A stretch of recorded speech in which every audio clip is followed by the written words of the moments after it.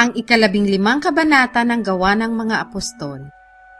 At may ibang mga taong nagsilusong mula sa Judea ay nagsipagturo sa mga kapatid na sinasabi, maliban na kayo'y mangagtuli ayon sa kaugalian ni Moises, ay hindi kayo mga liligtas.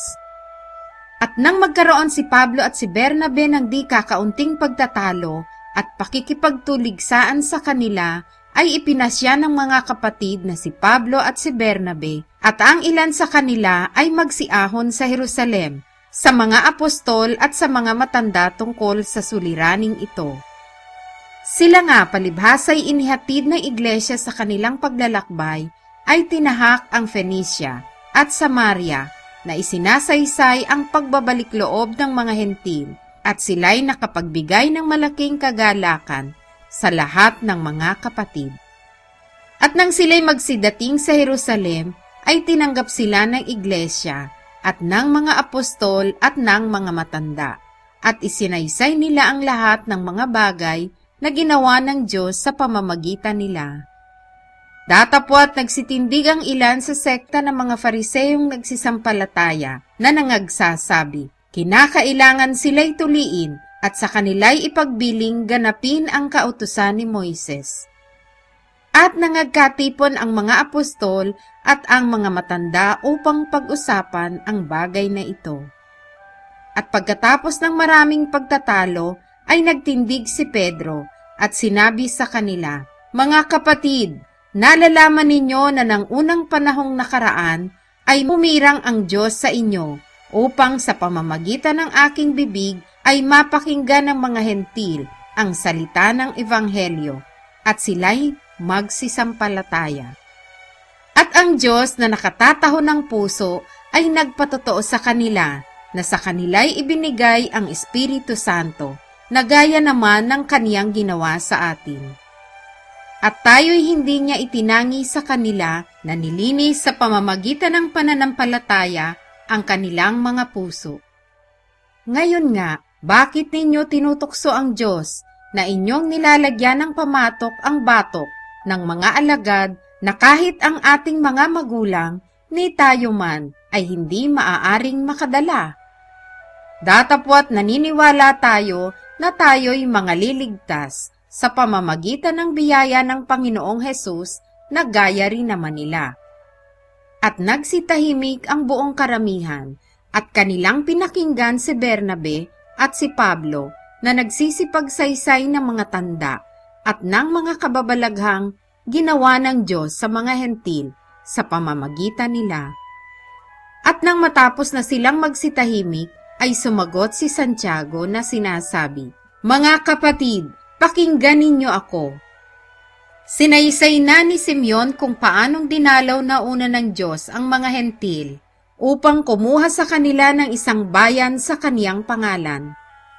At dito'y nasasang-ayon ang mga salita ng mga propeta, gaya ng nasusulat. Pagkatapos ng mga bagay na ito, ako'y babalik, at muli kong itatayo ang tabernakulo ni David na nabagsak, at muli kong itatayo ang nangasira sa kanya, at ito'y aking itatayo. Upang hanapin ng nalabi sa mga tao ang Panginoon, at ng lahat ng mga hentil na tinatawag sa aking pangalan. Sabi ng Panginoon na nagpapakilala ng mga bagay na ito mula ng una. Dahil dito'y ang hatol ko ay huwag nating gambalain yaong mga sa hentil ay nangagbabalik loob sa Diyos. Kundi sumula tayo sa kanila na sila'y magsilayo sa mga ikahahawa sa Diyos-Diyosan at sa pakikiapid at sa binigti at sa dugo.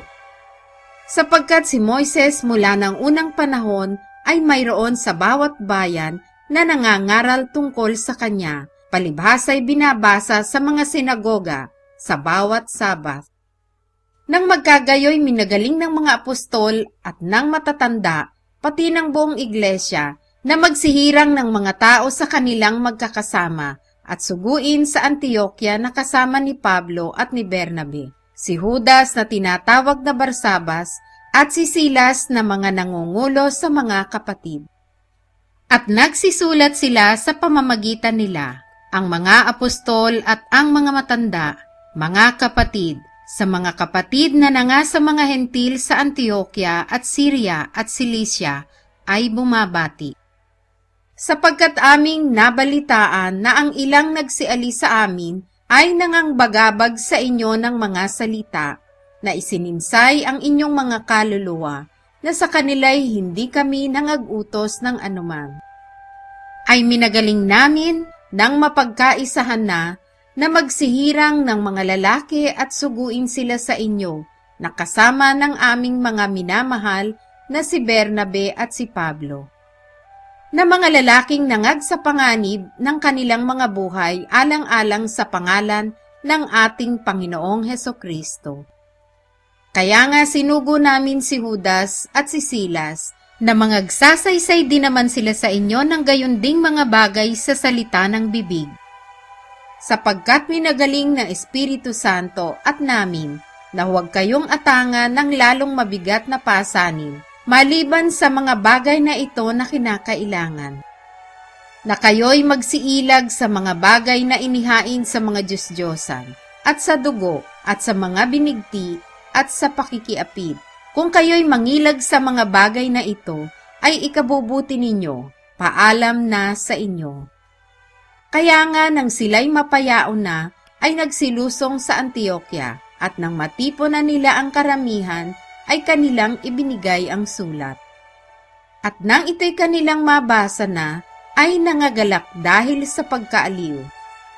Si Judas at si Silas, palibhasa'y mga propeta rin naman, ay inaralan ang mga kapatid ng maraming mga salita, at sila'y pinapagtibay. At nang sila'y makapagugol na ng ilang panahon doon, ay payapang pinapagbalik sila ng mga kapatid sa mga nagsipagsugo sa kanila. Datapwat minagaling ni Silas ang matira roon. Datapwat nangatira si Pablo at si Bernabe sa Antioquia, na itinuturo at ipinangangaral ang salita ng Panginoon, na kasama naman ng ibang marami. At nang makaraan ng ilang araw ay sinabi ni Pablo kay Bernabe, pagbalikan natin ngayon at dalawin ang mga kapatid sa bawat bayang pinangaralan natin ang salita ng Panginoon, at tingnan natin kung ano ang lagay nila. At inibig ni Bernabe na kanilang isama naman si Juan, na tinatawag na Marcos. Datapwat hindi minagaling ni Pablo na isama nila ang humiwalay sa kanila mula sa Pamphylia, at hindi sumama sa kanila sa gawain. At nagkaroon ng pagtatalo, anupat sila'y naghiwalay at isinama ni Bernabe si Marcos at lumayag sa Chipre. Datapwat hinirang ni Pablo si Silas at yumaon, na sila'y ipinagtagubili ng mga kapatid sa biyaya ng Panginoon. At kaniyang tinahak ang Syria at Cilicia, na pinagtitibay ang mga iglesia.